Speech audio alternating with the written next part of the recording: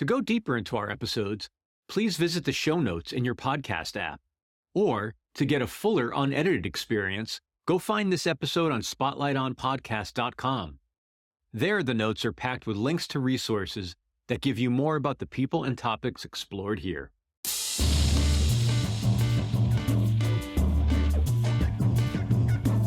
Hello and welcome to Spotlight On, a production of 23 Media Ventures. I'm your host, Lawrence Purrier. Today, the spotlight is shining on in a much different way than usual. I'm turning the microphone over to guest host Miriam Boulos. Miriam has been a guest contributor to Bonus Tracks, the official blog of Spotlight On, since August 2023. Miriam publishes with us frequently, and her work has included interviews with and essays about a diverse array of artists like James Walsh of Star Sailor, Chappell Rowan, Fuera, Ella Moore, Chagall, and most recently Pep Talk. As an international contributor, Miriam consistently broadens our view and uncovers new voices for us. But even more importantly, she's shining the spotlight on gender inclusivity and other forms of diversity that we are very, very grateful for. It's been a privilege to share our platform with her. Miriam is joined in conversation for this episode by Swedish alt-pop artist Lucky Low. This bit about the artist, quoted from her bio, gives a glimpse of what to expect in their talk. Quote, Lucky Low unites people through her music by shedding light on the dark side of existence and turning trauma into triumph, end quote. As a mission statement, it's pretty strong. So now, over to Miriam Boulos and Lucky Low.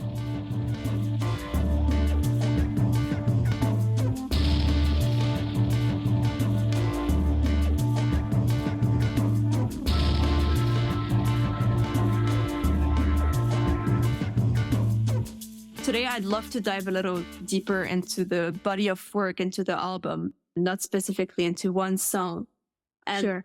to start with, I feel like you've put your heart on your sleeve on this record. You have built up momentum and ground there like never before while keeping the softness. There's something so unbelievably comforting and optimistic about your music that uplifts my mood every time I listen to it. And the big feel, the name definitely, it lives up to its name, I think.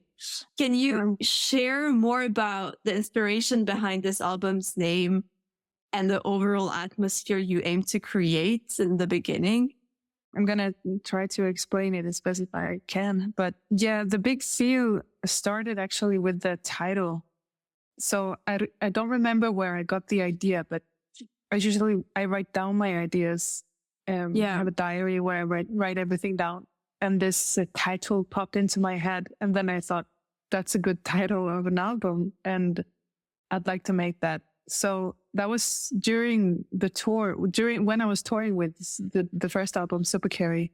I already had this idea growing inside of me that I wanted to continue with certain aspects from the first album in terms of the way I've written the songs, that each song is a story. And I wanted to continue to work with my band and the same producer because I love it so much.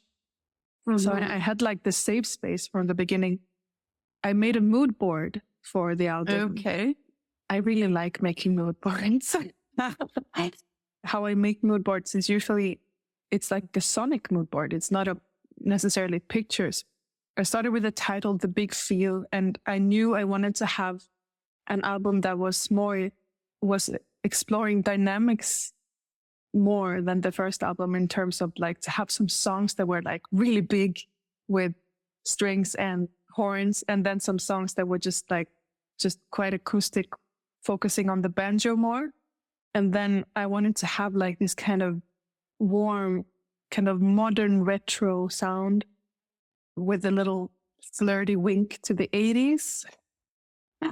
So I started like writing everything down and also writing some references of other songs. And I remember there was some Fleet Foxes there, and there was like Wasteland, and I was really listening a lot to Kate Bush as well. So there was a lot of Kate Bush references. And then after, like when I had that idea, what I needed is just to let the songs come on their own. So I wrote a lot of songs I think I wrote about 30 something sketches or ideas. And from that, it filtered down into these 9 final songs that each have their own story. That's insane that you wrote all these songs, but you came to filter them down. How did you even manage to pick out? It wasn't very hard. I do think I've kept a couple of songs that I might release on another record that just the mood was different, but I wanted to have this red thread, which is the Lucky Lou sound of songs that are stating something very, very clearly. Yeah. And that always ends on a note of hope. So there was some criteria that needed to be fulfilled for each song. And it's just a gut feeling, I think, that in the end kind of decides it. And also there was a Swedish song that ended up there as well, which wasn't really the plan at all, but it just happened. And it one of those one-hit wonders in the studio where I just brought the sheet music and say, hey, let's try this. And then on take 3, we had the song. Like that never happened usually. And this particular song, it's such a captivating track, even though I do not understand Swedish, but it adds this unique layer to the album. How do you decide when to incorporate Swedish into your music, and what does it really bring to the overall storytelling of the album? When I studied jazz music, I used to write songs mostly in Swedish only, listening to a lot of Swedish jazz singers and like Monica Zetterlund and the big ones. And I think in this case, I wrote that song for a friend of mine as a comfort song for her and for myself. And at the time, I didn't even consider releasing it. But it was just so special. Like I loved it so much. And in the end, I, on a whim, just, like I said, threw it into the mix in the studio. And it became so nice that it wasn't even a question that it shouldn't be on the album in the end. Yeah. But I did think like, oh, it's a really smart thing to have it on Swedish, and not because there's a very small percentage of the world that are going to understand what it's about. But on the other hand, now I think I'm going to explore that more. And I would like to write songs that are mixing languages because I speak 4 languages. So it makes sense for me to try to facilitate that, because I love languages. And if you can say things in different ways, there's different energies, and my voice also changes depending on the language. That's so true. Each language really serves a specific purpose in conveying a message. And as you said, it sounds different as well. So that was really interesting to see on that album in particular. En helt vanlig dag, du ringde och sa, nu finns det tid att märka gamla sår, gömt i flera år, som nu uppenbarat sig. I tystnad låg det sår och väntade på dig. Förlåt att jag blev glad för att du behövde ha en pratstund med mig, som honung till din själ. Jag vill dig allting väl, speciellt när det är svårt. Du skäms för den du var, men jag älskar den du är. Så kom alla tankar på en gång. Och mitt hjärta bankar för att sjunga gång på gång. Du drunknar i dig själv, men du kan nå i land. As a follow-up to your debut album, Super Carrie, now the Big Feel reflects some changes. And as you said, you wanted to have an album exploring dynamics more. You wanted bigger sounds. How would you describe the evolution of your sound from the first album to this one? The first album was made in lockdown. We were, like, fortunately in Denmark, able to still meet a group of 5, and we were 4 in the band at that time. So there was a lot of time to sort of really cut to the core of what the sound was going to be, because Lucky Low was brand new. Right. So the first album is like really for me, just super, not sharp, but it's such a like collected piece of work because we did have the time to do that. And moving on to the next album, there was some things that I wish we had time to explore more. So that's what I did on the next album, but still keeping the good parts of the first ones, which is the band, producer, and also the way I think about songwriting for Lucky Lou, which is like pop music with a twist. Yeah. It's actually interesting you say pop music with a twist. I've seen lots of outlets and music reviews consider your music, yes, alternative pop. How would you describe your own sound? I would say that it's like a love child between retro classic songwriting and just jazz experimentation, in a sense. I don't know if it makes sense, but I do think It does.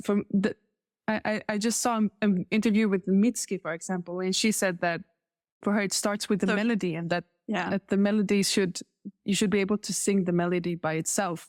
Yes. And I'm exactly the same, that the melody is at center stage, but the parts and the colors around the melody, you can cut a bar or two, or you can spice the chords a little extra. Or we work a lot also with Søren, our producer, to sort of record noise and manipulate the noise and put it very subtly into the mix so it doesn't become too clean as well.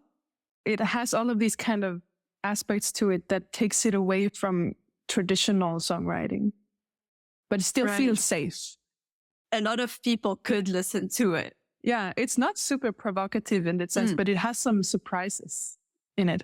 Definitely. That's something that that got me hooked on this one. And I'm so glad you actually bring up Mitski, because while listening to the album, I had Mitski in mind. And I would like to know, were there any specific musical influences that have played a significant part in shaping this sound? Yeah. I have to confess that I just recently started listening to Mitski. But now when I've listened to all her albums, actually now, after the release of the Big Feat. Yeah. And I'm like, oh my God, I feel seen in this music. 100%. But I would say that what I listened to the most during the time of writing The Big Feel was definitely Kate Bush and Wise Blood and Carole King. I love Carole King. Yes. I love her too. Yeah. We'll be back with more Spotlight On right after this break. If you enjoyed this episode of Spotlight On, please share us with a friend and leave a review or star rating on your podcast platform of choice. Thanks. And now, back to Spotlight On. And how would you navigate this balance between honoring your influences in a way and creating a sound that is uniquely yours? Because your sound is pretty unique. It does have these influences that remind me of Mitski. Sometimes I was shocked to be reminded by Marina and the Diamonds. What do you think makes your sound like yours? It's impossible to escape who you are when you write music. I do try to copy things, but I fail. Like I can't. It's like I fail doing that. So it becomes something different. I remember, for example, when writing Super Carry, I was inspired by People I've Been Sad with Christine and the Queens. And I was like, what if I would try to make something like this? And it sounds nothing like it, but it does have this kind of sprout of an idea in it that turned into my music. I'm a seasoned musician. Like I'm not super young anymore. I think I've been writing music for a long time, and I've been singing and playing everything from free jazz improvisation to ambient music to lots of folk music. I've just been pouring around in different genres. I love that. It's completely confusing whenever I have to write a biography. That means that the tools I have in my own music bag is something I collected over time. And that's what when I write a song, I look into my bag and I say, oh, what if I would use this? And that's why it becomes like a mix. But in the very core of me, I just want to sing really good melodies. Growing up listening to the Beatles, that's the love there of my life. We can all relate to that to some extent.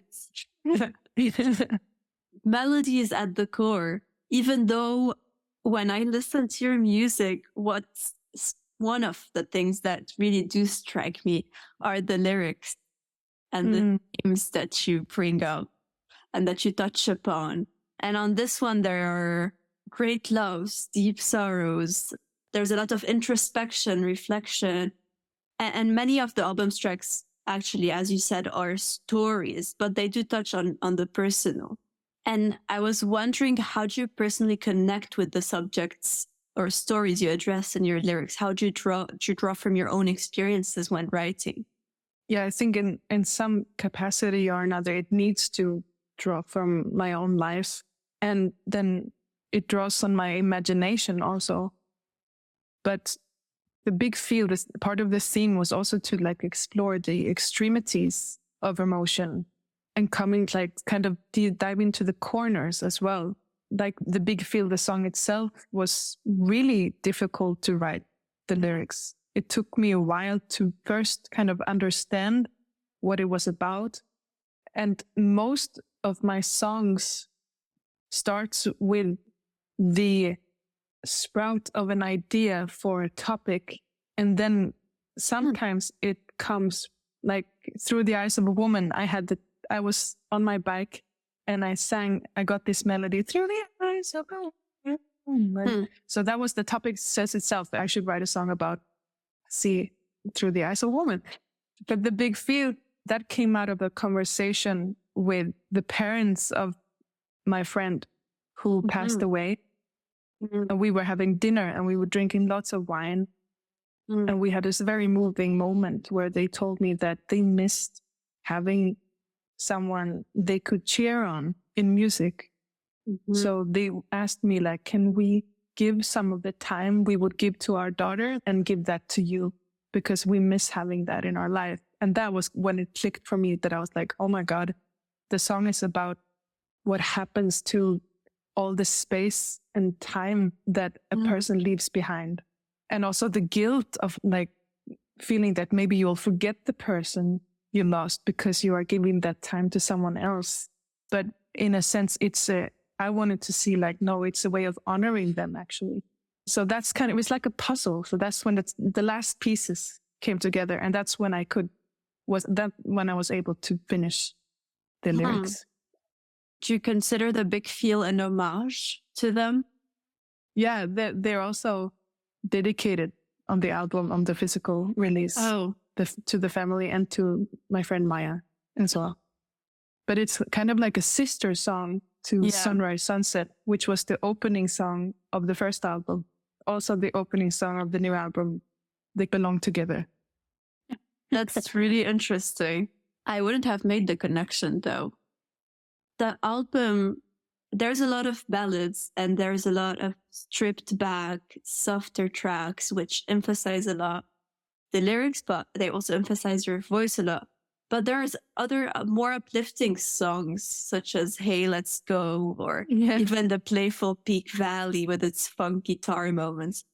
Could you delve into the creative process behind the more uplifting funk twist that this album brings? I feel like it's ups and downs and ups, and you never expect when it's going to go back down. Are these sorts of emotions you wanted listeners to experience through those ups and downs? Yeah, I feel like Lucky Lou is definitely a live band. It's a live experience, maybe more than it's a online album experience. So sometimes I think about what I would like to bring to a concert. And if I could write a song that I can make something fun with when playing it live. And Hey, Let's Go was one of those songs that I wanted to have kind of a talking heads moment of this, this burning down the house, of having like a track that was playful. And we often start the songs by just singing it with the audience. So I teach the audience hey, let's go. It's time to feel it in our hearts. Let's go. And then we just start the song. And then they are kind of in the band. So that's the idea behind Hey, Let's Go, was to have that kind of moment, as well as playfully trying to manipulate whatever people would come to the concert and be like, hey, if you came with a flirt, now's the time to like make your move. I need to go to your concert now. Yeah, please. It's a party. I'd like to stay, I would, I should stay. We could be great, so good, can I stay? 'Cause I like you, okay, plain and true. I'd like to stay for good, if that's alright with you. 'Cause it's so nice when you're listening, like really, really listening. Telling you, it'd be grand. You tell me how you're doing, deliberately opening for me. Promise you, it'd be grand. Hey, let's go.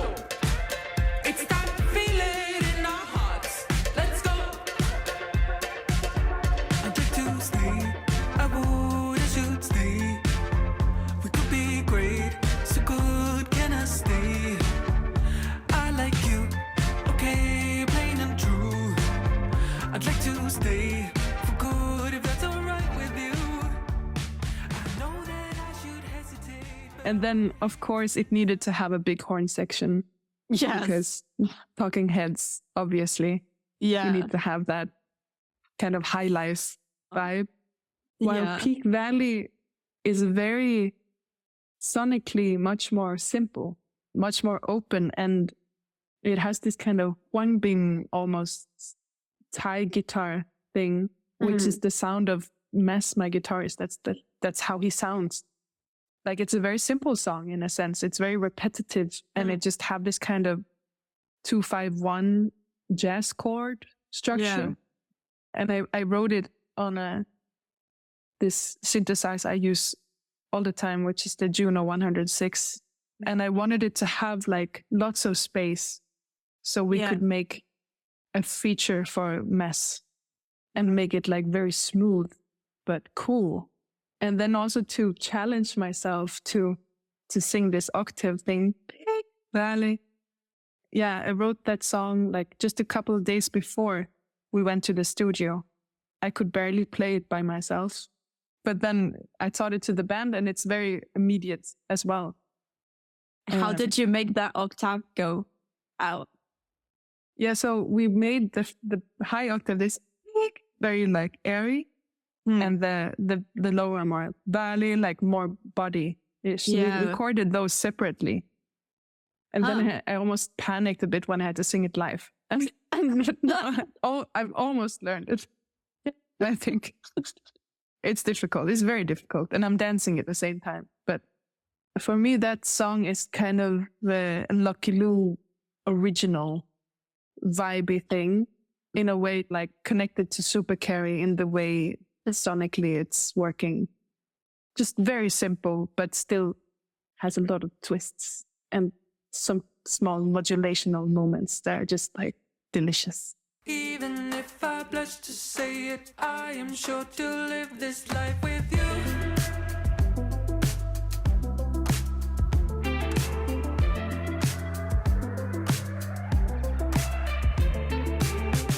We're going up again, to the top, higher, higher. But when I drop, you stop and wait. Then I get up, wipe my face, and we go canyon, canyon for a while, and that's okay. 'Cause life is like this. Valley, valley we go. Valley, valley, valley we go. Valley. Like a star, not falling far. Gotta go get it for ya. 'Cause it got dark and you got lost. And this is typical Lucky Low right there. Yeah. Looking at the basic structure and be like, how can I tweak it Twist a it little out. bit? Yeah, just also the big feel. There's a modulation there in the middle of a verse. Usually modulation is like up to a refrain. Yeah. But we said, what if we would make it in the middle of the verse? And that's also like a little like surprise. I love Little that in music. thing out there that just keeps you off guard. Exactly. A personal favorite on this album really is A Pretending World. I'm obsessed with this one. Wow. It has some of my favorite lyrics on this album, especially the last lines. We love to call it truth, but it frightens me so bad. Can you tell us more? How did you write this one? Okay. Yeah. I wrote it in January, I think, this year. I had been listening like crazy to this song by Wise Blood called A Lot's Gonna Change. I love that song so much. And I was like, oh, I want to write this power ballad piano thing. I had written down in my notes this title, A Pretending World. And I knew I wanted to address the society somehow. At the beginning, I sat down on the piano and I found this kind of chord structure that is more like minor, but modulating, but very simple sound. It came pretty quickly, but I did struggle a lot with the lyrics on this one. I wanted to somehow talk about social media effect on our brain. We have access to so much information today that it's not physically possible for us to comprehend. It confuses us a lot, but it's like intoxicating at the same time. We want to know everything, but our heart is shouting, stop, slow down. So there's an inner struggle there, which I thought was very interesting to write about. I actually took this piece of lyrics to my songwriting class. And I was like, hey, can you understand what I'm saying? And I still don't know if I like talked about it clearly enough. But there's something about a longing for safety and feeling scared about where this world is going and what is this generation like doing. At the same time, this kind of urge to fight and be like, I'm not going to stand for this. I'm going to try to keep on fighting this pretending world because I want to live in the real world and I want to live in reality. And that's something as a performer or artist, it's very important to me that I want to bring, I don't want to be in escapism. I don't want my music to be escaping this world or be like a temporary pause from it. I want it to encourage you to live even more, really be together with your feelings, even though it's difficult, and still leave you with a sense of hope. I'm not going to leave you in the ditch. I'm going to try to take your hand and bring you through it. And that's, I think it's the overall like theme for me personally of what I'm trying to do as a songwriter. Super interesting that you say that, because honestly, this album feels like a big hug from a very wise person that you can always count on in the middle of a cinematic greenfield. This is how it feels.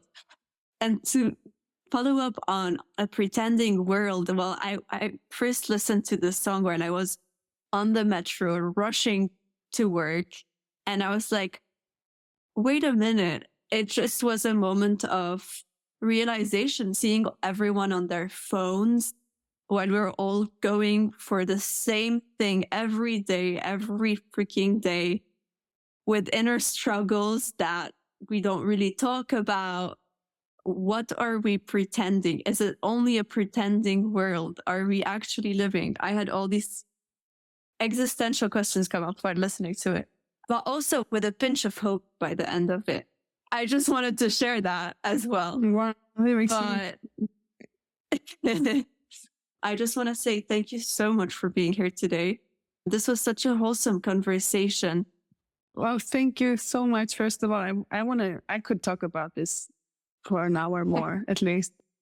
It's like baby steps, but I'm okay with that because I want to do this for a long time. So I'm not in a rush. I'm just going to try to catch one person after the other on the metro and hopefully make them look the world in a different way. Thank you so much, Miriam and Lucky. And as always, thank you for listening to Spotlight On, a production of 23 Media Ventures. I'm your host and executive producer, Lawrence Purrier. We're produced and edited by Michael Donaldson, with theme music by Q-Burn's Abstract Message. If you would like to support our work, please rate and review us wherever you listen to podcasts, or visit us online at spotlightonpodcast.com. There you'll find our free episode archive, weekly postings on our official blog, and a ton more. Thanks for listening, be safe, and stay in touch.